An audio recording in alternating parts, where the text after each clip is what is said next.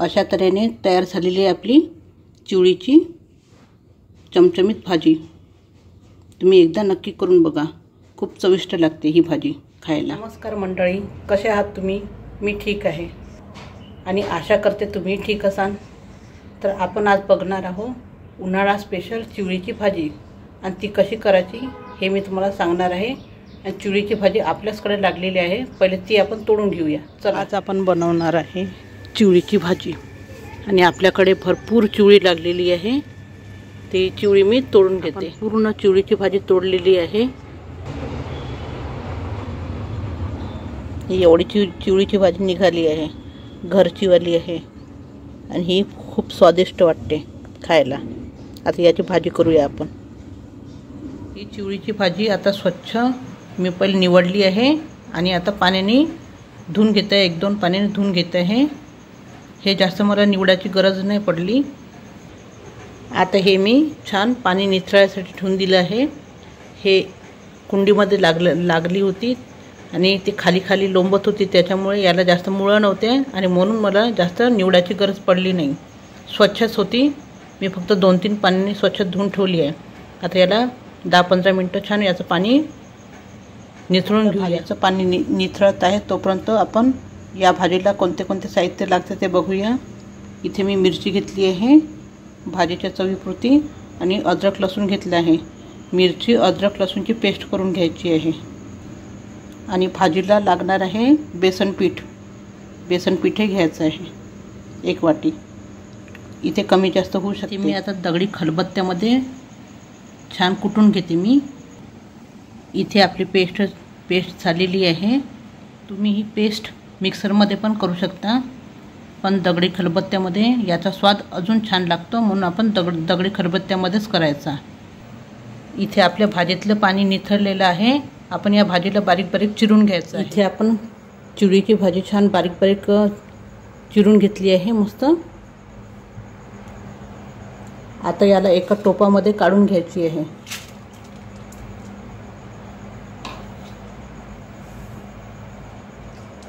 आता याच्यामध्ये आपल्याला अद्रक लसूण मिरचीची पेस्ट टाकायची आहे, जी आपण केली होती। ही अद्रक लसूण मिरचीची पेस्ट आहे, ती टाकून द्यायची आहे। आणि याच्यामध्ये चवीनुसार मीठ टाकायचं आहे। थोडीशी हळद टाकायची आहे।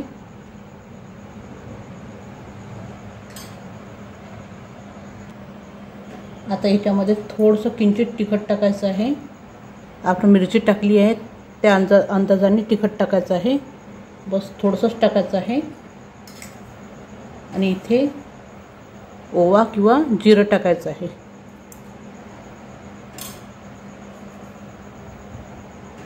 आता याच्यामध्ये आपण बेसन पीठ टाकून द्यायचं आहे। बेसन पीठ आपल्याला ही चिवळीची भाजी ओलसर राहते, तर याच्यामध्ये पाणी नाही टाकायचं आहे। या ओलसर भाजीमध्येच जेवढं मावेन तेवढंच आपल्याला बेसन पीठ टाकायचं आहे। आता हे आपण छान मिक्स करायचं आहे। हात स्वच्छ धुवून घ्यायचे आहे आणि छान मिक्स करायचं आहे। या चिवळीच्या पाण्यामध्ये जितकं मावेल तेवढं आपल्याला याच्यामध्ये चिवळीमध्येच पाणी राहते, तेवढंच आपलं बेसन पीठ मिक्स करून घ्यायचं आहे। आणि जर तुम्हाला वाटतं असेल की खूपच कोरडं आहे तर बिलकुल किंचित पाणी टाकायचं आहे, बिलकुल असं शिंपड्यासारखं।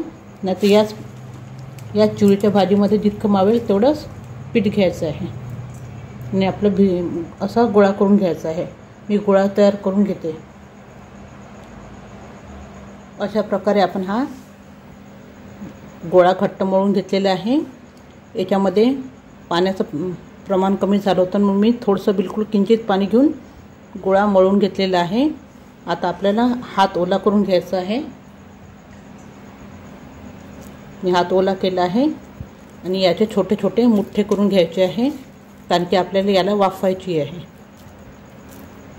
असे छोटे छोटे असे मुठ्ठे करून घ्यायचे आहे। तुम्ही ही भाजी वेगवेगळ्या प्रकारे करून खाल्ली असेल, पण या पद्धतीने करून बघा, खूपच छान वाटते, खूप चविष्ट होते। वेगळी पद्धत आहे ही। आणि उन्हाळ्यामध्ये तर आवर्जून खाल्ली पाहिजे। मी असे मुठ्ठे तयार करून घेते। आपले हे मुठ्ठे तयार झालेले आहे। आता हे मुठ्ठे आपल्याला इडली पात्रामध्ये वाफवून घ्यायचे आहे। मी याच्यामध्ये पाणी टाकलेलं आहे। आता मी इडली पात्र गॅसवर ठेवलेलं आहे गरम व्हायसाठी पाणी, आणि हे या पात्रामध्ये मी तेल लावून घेतलेलं आहे। आता हे मुठ्ठे आपण याच्यामध्ये टाकून घ्यायचे आहे, म्हणजे आपले हे तेल लावल्याने चिपकणार नाही हे मुठ्ठे, आणि याला 15-20 मिनिटं वाफवून घ्यायचे आहे छान।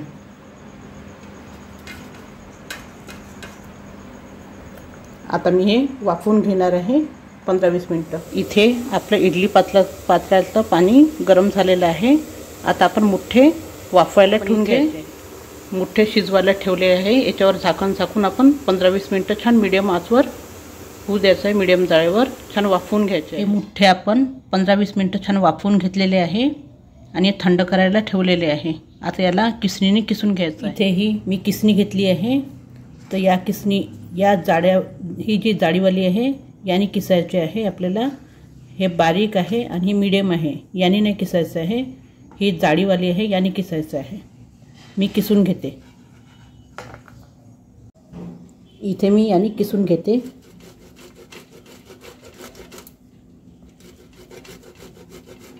हे असे थंड झाल्यावरच किसायचे आहे आपल्याला।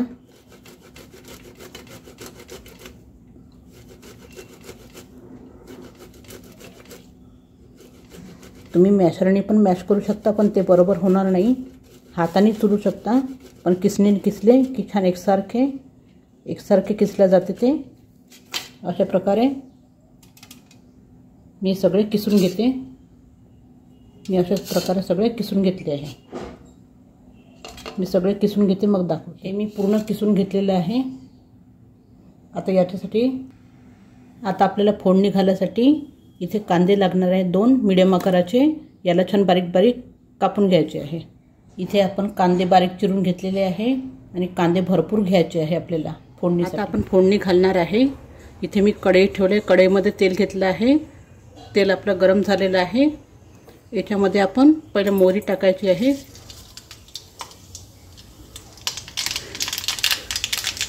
आपली मोहरी तडतडली की त्याच्यानंतर आपण जिरं टाकून घ्यायचं आहे।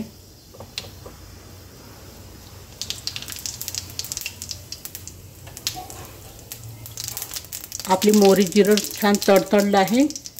आता हे बारीक चिरलेला कांदा टाकायचा आहे।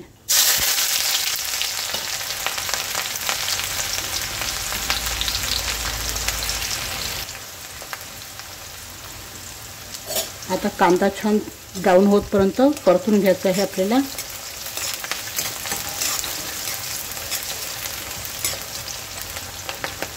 याला एकदम लालसर करायचं नाही आहे, फक्त थोडासा तांबूस कलर येतपर्यंत त्याला शिजू द्यायचं आहे।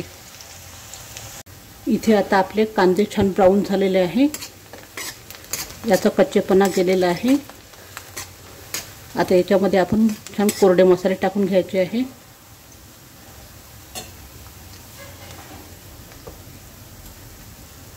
याच्यामध्ये हळद टाकायची आहे, थोडंसं तिखट टाकायचं आहे, कारण की तिखट आपण त्या मुठ्ठ्यामध्ये पण टाकले होते म्हणून किंचितच तिखट टाकायचं आहे। याच्यामध्ये धने पावडर टाकायची आहे आणि किंचित जिरा पावडर टाकायचं आहे।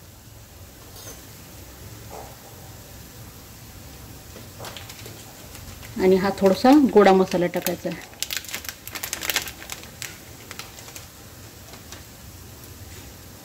आणि याला छान 2 मिनिटं फक्त परतून घ्यायचं आहे, कारण की आपले हे मसाले खूप दिवसाचे असतात, त्याच्यामुळे आपण हे 2 मिनिटं परतल्याने याच्यातला स्वाद पुन्हा इन्हॅन्स होते, म्हणून आपण 2 मिनिटं परतून घ्यायचं आहे। याच्यामध्ये टमाटर नाही टाकायचं आहे आणि चवीनुसार मीठ टाकायचं आहे।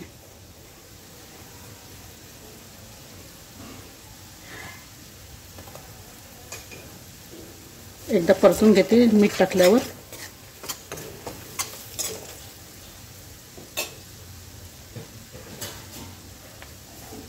आणि हा आपण केलेला याचा किस तो टाकून घ्यायचा आहे मुठ्ठ्याचा आणि छान परतून घ्यायचं आहे। जर तुम्हाला आवडत असेल तर याच्यामध्ये तुम्ही टमाटर टाकू शकता, पण या भाजीमध्ये टमाटर जात नाही।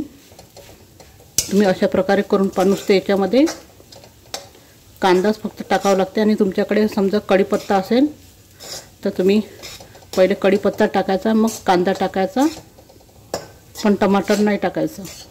आणि या पद्धतीने तुम्ही एकदा भाजी करून पहा, खूपच चविष्ट होते,